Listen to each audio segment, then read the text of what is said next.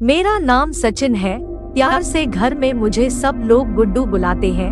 मैं 30 साल का हूँ और दिल्ली का रहने वाला हूँ। आज जो घटना मैं बताने जा रहा हूँ वह आज से करीब 3 साल पहले की है। हमारे घर से कुछ दूरी पर मेरे चाचा और चाची का मकान है। वैसे तो मेरे 3 चाचा हैं और तीनों ही शादीशुदा है, पर सबसे छोटे वाले चाचा थोड़े उस टाइप के हैं। आप समझ ही गए होंगे कि मैं क्या कहना चाहता हूँ। इसी बात का फायदा मुझे हुआ।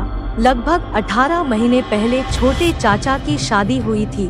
मैं भी शादी में गया हुआ था। शादी में पहली बार जब मैंने चाची को देखा, मैं चाची को देखता ही रह गया। उनका नाम सुधा है। उनका फिगर तो देखने लायक है। मेरे चाचा की नई नई शादी हुई थी, इसलिए चाची से कम ही बात हो पाती थी। लेकिन एक दिन कुछ ऐसा हुआ कि उसके बाद चाची को लेकर मेरा नजरिया ही बदल गया। बात मेरे जन्मदिन की है। मेरी माँ ने कहा कि सुधा चाची के घर जाकर मैं उनको जन्मदिन की पार्टी के लिए इनविटेशन देने जाऊं। मैंने एक टी शर्ट और ढीली सी लोअर पहन ली। मैं चाची के घर के लिए निकल पड़ा, मगर जल्दी में मैं अपनी वो को बंद करना भूल गया। मैं बिना इस बात पर ध्यान दिए ही चाची के घर पर जा पहुंचा। जैसा मैंने पहले बताया था कि मेरे चाचा थोड़े उस किस्म के व्यक्ति हैं। जब मैं चाची जी के घर पहुंचा तो वह बैठी हुई कपड़े धो रही थी। मुझे घर पर आया देखकर चाची उठी और पानी का ग्लास भर कर ले आई। पानी देने के बाद वह वापस जाने लगी। वापस आने के बाद चाची ने मुझे कॉफी के लिए पूछा तो मैंने मना कर दिया। उसके बाद चाची फिर से कपड़े धोने में व्यस्त हो गई। अचानक चाची की नजर मुझ पर पड़ी और उन्होंने मुझे उनको घूरते हुए देख लिया। मेरा ध्यान अभी भी चाची के रसगुल्ले पर अटका हुआ था। जब ऐसा 3 बार हो चुका तो चाची मुझसे पूछने लगी, गुड्डू तुम्हारा ध्यान कहाँ है? मैं बोला कि कहीं नहीं चाची, बस ऐसे ही। मैंने हड़बड़ाहट में जवाब दिया। तब चाची बोली, मैं सब जानती हूँ कि तेरा ध्यान किधर है, मुझसे छिपाने की कोशिश मत करो। मैं अनजान बनते हुए बोला, चाची मेरा ध्यान तो कहीं भी नहीं है। आप ये क्या कह रही है? चाची ने मेरी तरफ नजरों से इशारा करते हुए कहा। मैं बोला, सॉरी चाची, मैं जल्दी में भूल गया था। चाची तू तो बहुत ही बेशर्म और कमीना है। आने दे तेरे चाचा को, मैं उनको तेरी सारी बात बता दूंगी। आज चाची के मुंह से ये शब्द सुनकर मेरी हाल खराब हो गई।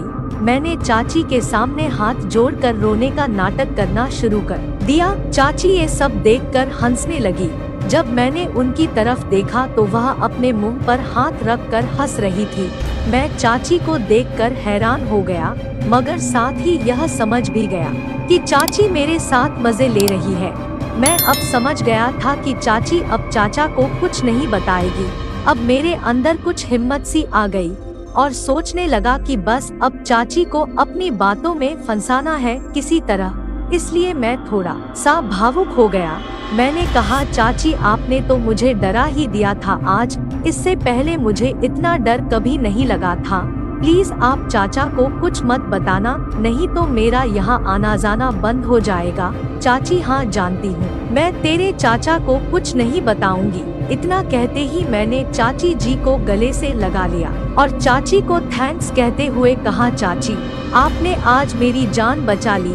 चाची बोली, बस कर, अगर किसी ने हमें ऐसे एक दूसरे के गले लगते हुए देख लिया तो पता है ना कि क्या हो जाएगा। इस बात पर हम दोनों ही हंसने लगे और फिर नॉर्मल हो गई।